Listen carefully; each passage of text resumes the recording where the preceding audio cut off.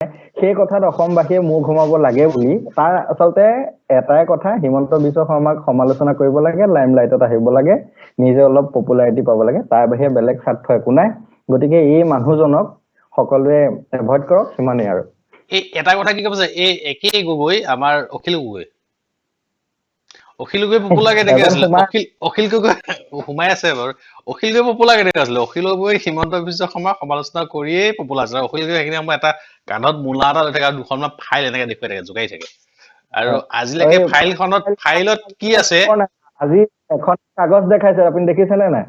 হা, আজি জনে কাগজ দেখাইছে, কাগজ এখন দেখুৱাইছে, কাগজত কি লিখা আছে সেইটো গম নাপালো। কোনে জানে এইটো কি লিখা আছে? তেওঁ গোটেই ডিটেইলছ লৈ আহিছিল আৰু তেওঁ আকৌ ইণ্ডিয়াৰ ডাঙৰ ডাঙৰ মানুহৰ লগত তেওঁ মানে কথা পাতি থাকে আকৌ। সাৱধান সেইটো। মানে কি কবা, মানে কি হয়, কিছুমান মানুহ তাৰমানে নিজৰ পপুলাৰিটি লাগিবৰ কাৰণে কি কৰিব এতিয়া, কোনোবা বিখ্যাত মানুহক তাৰমানে সমালোচনা কৰিব লাগিব। সমালোচনা কৰিলেহে বিখ্যাত মানুহজনৰ যিখিনি প্ৰশংসক আছে বা শুভাকাংক্ষী আছে তেওঁলোকে তেওঁক আগুচি ধৰিব। এতিয়া সেইটোৱে হৈ আছে আমাৰে বহুতেই আমাৰ বিজেপিৰ ল'ৰা বহুতে তেওঁ কি কৰিছে, তেওঁৰ স্ক্ৰীনশ্বট লৈছে বা তেওঁৰ ফটো ভিডিঅ' ডাউনলোড কৰিছে বা তেওঁৰ লিংক বিলাক লৈ পেলাই ফেচবুকত পোষ্ট কৰিছে, যাৰ ফলত তেওঁ পপুলাৰ হৈ গৈছে বৰ্তমান সময়ত। যেনেকে আমাৰ কেইদিনমান আগত সেই বাইদেউ গৰাকী যেনেকে পপুলাৰ আছিলে, কি শিখা ভাইৰাছ নে কি আছিলে নহয়। আটাই কৰিব লাগে, মানে কি কৰিব লাগে মোৰ মতে, তেওঁৰ পোষ্টটোত গৈ তেওঁ কমেন্ট সকলোৱে কৰিব পৰা কৰি থৈছে, তেওঁক ভালকে বুজাওক, তেওঁ কি আমাৰ মানুহক ভালদৰে বুজাব লাগে, মৰম চেনেহে ক'ব লাগে। মই তেনেকে তেওঁক মৰম চেনেহে কৈ আহিছো। মৰম চেনেহে ক'ব লাগে। বাকী ধৰক আপোনাৰ বাকী ফটো দি ভিডিঅ' শ্বেয়াৰ কৰি পেলাই লিংক চিংবোৰ শ্বেয়াৰ কৰি তেওঁক বেছি ওপৰলৈ উঠাই থকাৰ প্ৰয়োজন নাই। একেবাৰে প্ৰয়োজন নাই, যিটো আমাৰ মানুহে কৰি আছে। আমাৰ বহুত কাম আছে। কৰোণা মহামাৰীৰ সময়ত আমাৰ আদৰ্শ যিজন হয়, আমাৰ মুখ্যমন্ত্ৰীকে কওক বা স্বাস্থ্যমন্ত্ৰীকে কওক, তেওঁলোকে যিহত ব্যস্ত হৈ আছে, আমি তেওঁলোকক অনুকৰণ কৰি আমি সেই বিষয়লৈ সেইবোৰ কামত আগবাঢ়িব লাগে। এনেকুৱা ফাল্টু মানুহ কিছুমানৰ কথাত মূৰ মাৰি আমি লাভ নাই। এনেও এইখিনি সময়ত মুখ্যমন্ত্ৰীয়ে হওক বা স্বাস্থ্যমন্ত্ৰী দুইজনেই হওক, হিমন্ত বিশ্ব শৰ্মা আৰু পীযুষ হাজৰিকাই যিখিনি কৰি আছে অসমৰ মানুহে দেখিছে। আমাৰ নামটো কোৱা নাই, ঠিক আছে। তোমাৰ বিশ্বই মানিবলৈ বাধ্য হব কেইদিনমান পাছত যে অসমৰ এতিয়ালৈকে এজনো কৰোণা ৰোগী অহা নাই, কিন্তু আহিব নোৱাৰা কৰিবৰ কাৰণে যিটো এখন মানে কি বেহু বনাইছে তেওঁলোকে এই কম সময়ৰ ভিতৰত, গোটেই পেচেণ্ট বিলাক চিফ্ট কৰাইছে, নাৰ্ছিং হোমৰ লগত টাই আপ কৰিছে, আৰু কি কৰিব? আৰু তেওঁ 14, 15, 16 চনৰ 18, 19 বাজেটৰ কথা কি কৈ আছে। এতিয়া মানে কি 15-16 বাজেটৰ হিমন্ত বিশ্ব শৰ্মা জানো স্বাস্থ্যমন্ত্ৰী আছিলে? সেইটোৱে, তেওঁ এতিয়া হিমন্ত বিশ্ব শৰ্মা ডাঙৰীয়াক সকলোৱে প্ৰশংসা কৰিছে, গতিকে তেওঁক নিগেটিভ ক'ব লাগে। মানে জ্বলিছে, তেওঁ ভাবিছিলে হিমন্ত বিশ্ব শৰ্মাক টক্কৰ দিম বুলি তেওঁ ভাবিছিলে নেকি পলিটিক্সত। নহয়, আচলতে কি হ'ল, মই কৈ আছো, সেইদিনাখন তোমাৰ হিমন্ত বিশ্ব শৰ্মা এটা এটা আছিলে, টক শ্ব' এটা আহিছিলে নিউজ লাইভত, প্ৰেক্ষাপট আছিলে চাগে। তাত তেওঁ এই কৰোণাৰ বিৰুদ্ধে যিখন যুদ্ধ হৈছে, সেই যুদ্ধখনক কেনেকে জয়ী হব পাৰিম আমি, তাৰ বিষয়ে বিতংভাৱে তেওঁ কৈছিলে। ক'ত কি কৰিব লগা আছে, কেনেকে কৰিছে, কিমান কম সময়ৰ ভিতৰত কৰিছে, মাস্ক আনিবৰ কাৰণে পীযুষ দা নিজে যাব লগা আছে দিল্লীলৈ, সেইবিলাক পৰ্যন্ত কৈছে। এতিয়া সেইখিনি কথা কোৱাৰ পাছত তেওঁ গা চা জ্বলি গৈছে, তাৰমানে আমাৰ এই ৰান্ধনী গগৈ কৈছিলে, মোৰ কথা শুনক, ভিডিঅ'ত তেওঁ মোক কৈছিলে যে সেইটো স্থান আমাক দিলে আমিও হিমন্ত বিশ্ব নিচিনাকে কাম কৰিব পাৰিম দেই। নাজানো এই ভিডিঅ'টো তেওঁ চাবনে নাচায়, যোগ্যজনে যোগ্য স্থান পায়। তোমাৰ নিচিনা ৰান্ধনীয়ে তুমি অসমৰ কেবিনেট মন্ত্ৰী হবা নেকি? মানুহৰ মাথা চাথা গৰম কৰি দিয়ে। গিফ্টত পাইছে নেকি সেই পদটো? সেই কথাটো বুজি পোৱা নাই। কৈছে কি সেই পদটো সুবিধা পালে আমিও কৰিম। সুবিধা পাবলৈ নিজক তুমি উপযুক্ত ভাৱে বনোৱা।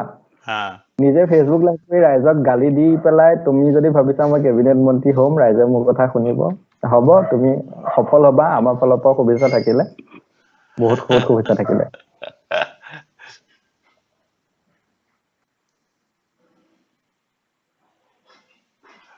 প্ৰিয়াংশু নাৰায়ণ বৰুৱা দাই কমেণ্ট একচুৱেলি কি হ'ল মোৰ ফেচবুক মোৰ যোনটো পেজ আছে ফেচবুক লাইভ মোৰ ফেচবুকৰ যোনটো পেজ আছে নিতু বৰা অসমীয়াত যোনটো আছে পেজ তাত লাইভটো হৈ আছে তাৰ কাৰণে আচ্ছা আচ্ছা কমেণ্ট কম আহিছে কাৰণ সেইটো তোমাৰ পুৰা চাইলেণ্ট থাকে বেছি ইমান আহি নাথাকে ইয়াত তথাপিও আমাৰ প্ৰিয়াংকু নাৰায়ণ দাই কৈছে প্ৰিয়াংকু দাই আচলতে কি হ'ল আমাৰ আগতে যিটো ফেচবুক লাইভ আছিলে আমি তিনজন চাৰিজন যে একেলগে আহিছিলো যে মনত পৰিছে নে আছে সেইটো কৰিছিলো এতিয়া প্ৰিয়াংশু দা সেই তাৰ অংশীদাৰ আছিলে প্ৰিয়াংশু দাই কৈছে পাই গলো লকডাউন স্পেচিয়েল এই আমাৰ লাইভটো কথা কৈছে lockdown special start again moments of 8 p.m. discussion on various eye opening Priyanshu da আপোনাক স্বাগতম জনাইছো আপুনি থাকিব লাগে মই প্ৰিয়াংশু দাৰ নাম্বাৰটো কি আছে আপোনাৰ নাম্বাৰটো মোক হোৱাটছআপ কৰি দিবচোন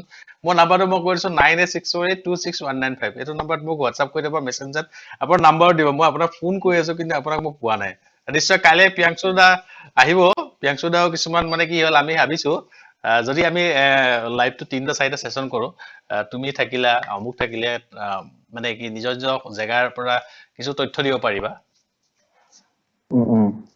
প্ৰিয়াংশু দা স্বাগতম জনাইছো বহুত কেইটা সেশন কৰা যায় মানুহে সব সময়তে ফ্ৰী নাথাকে একদিন আছে তাৰ পিছত নাথাকিব মানুহে তাৰপিছত আমনি পাব পাৰে আমিতো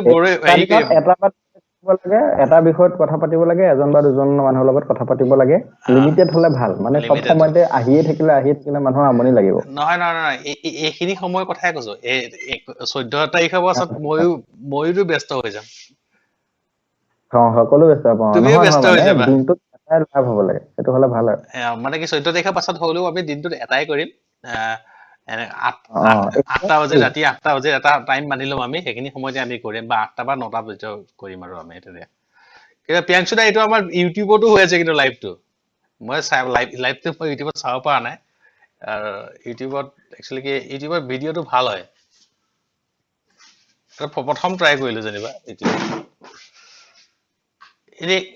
এতিয়া আমাৰ কিছুমানে কিন্তু সেই হিমাংশুলৈ বহুতে কিন্তু টিআৰপি দি আছে আৰু সেই বাইদেউজনীও টিআৰপি দিছে এইটো বেয়া হৈছে কিন্তু নহয় মানে টিআৰপি দিছে মানে কথাটো এনেকুৱা হয় তেওঁ যিখিনি কথা কৈছে মানে খং উঠে নহয় ৰিয়েকচন এটা দিলে মানে খংটো খাম কাটে ৰিয়েকচনটো মানে ৰিয়েকচনটো এনেকুৱাকে দিবলৈ মন যায় যিটো ৰাজহুৱাভাৱে দিব নোৱাৰি সঁচা কথা মোৰো আহিছে সেইটো ভাব দিও নেকি কওঁ নেকি কিন্তু মানে ধৰক ধৈৰ্য ধৰাই ভাল সিহঁতৰ লগত লাগি লাভ নাই আচলতে কি আছে তেওঁ এই সময়খিনিত তেওঁ কি কৰিছে তেওঁ এই ফেচবুক লাইভটো আহিছে ফেচবুক লাইভটোত তোমাৰ আহি পেলাই এইটো ক'ব লাগিছিল যে আমি কেনেকে এইখিনি সময়ত আমি নিজকে ঘৰত ৰাখিব পাৰো তেওঁ কেনেকে সময় অতিবাহিত কৰিছে কাৰণ তেওঁ আজিকালি মই যিমান কৈছো তেওঁ বোলে ফেন ফলোইং বোলে বহুত বাঢ়ি গৈছে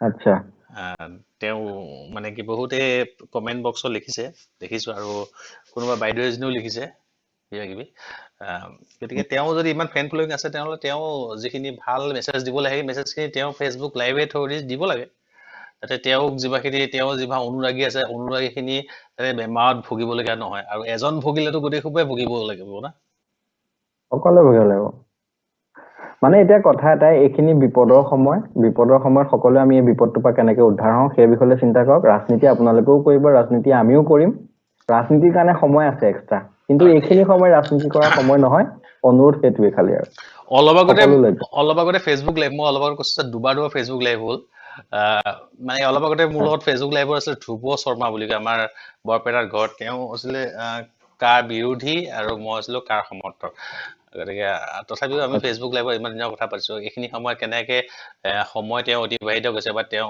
ৰাইজৰ যিখিনি কৰণীয় আৰু লগতে গৈ আছো লগতে আমাৰ পিএমৰ যিটো ফাণ্ড বনাইছে ৰিলিফৰ কাৰণে তাত ডনেশ্যন দিব গনো আমি ৰাইজক কলো কিন্তু কথা আছে কি আমাৰ ফেচবুকৰ লাইভটো কাট খাই গ'ল অলপ টেকনিকেলি প্ৰব্লেমৰ কাৰণে ৰেকৰ্ডিংটো আছে ৰেকৰ্ডিংটো আমি হেৰি কৰিম আপলোড কৰিম হয় ঠিকে আছে আপোনাকো বয়ে মাতিছে নেকি মোকো ভাত খাব মাতি আছে যাওঁ নেকি ঠিক আছে বন্ধুসকল আজিলৈ আহিছো আৰু হিমাংশু গগৈ দা অলপ কথাবিলাক কওঁতে অলপ চাই চিতি ক'ব মানুহ চাই আছে মানুহে আৰু এইখিনি সময়ত তেনেকুৱা বিতৰ্কিত মন্তব্য নকৰিব বুলি আশা কৰিলো চবকে শুভৰাত্ৰি জনালো ধন্যবাদ